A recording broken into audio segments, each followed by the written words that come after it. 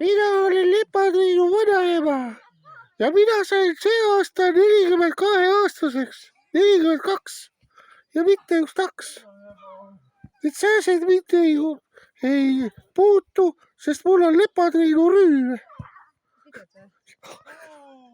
jah, mina teen Lepatriinu, jah, et see on nüüd sedapsi, et mina kardan neid sääskesi hirmsasti, aga ma olen nüüd saanud jälle aastakese nooremaks, et vanus enam ei loe. ja ma ei tea, kas ma teile oma haiget kättki tahan näidata. kas te tahate seda näha või ei taha?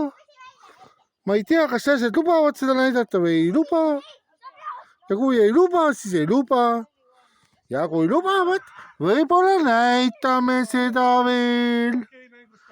ja tahaks tervitada täna veel Margerit ja selliseid papaintsu ja siis kõiki kulapoisse ja pisikest ja äpekest tahaks tervitada ja seda Kuku-Nunnu poissi ja kes siis veel ei tulegi rohkem meelde enam.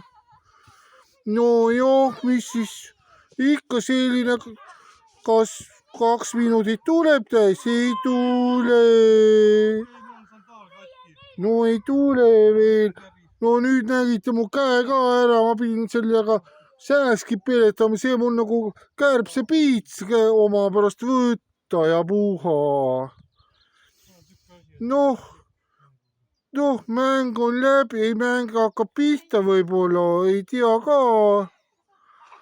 no jah, selline see sünnipäev siis oli ja olge siis ikka sellised, nagu te olete ja et te mu kätt ikka vaatate Youtube'is ja mitte Youtube'is, vaid seal Facebookis, et mina nägin juba 100 vaatajat, et äkki tuleb veel ja noh, kena kõigile ja olge siis teile kena suve ja näeme jälle.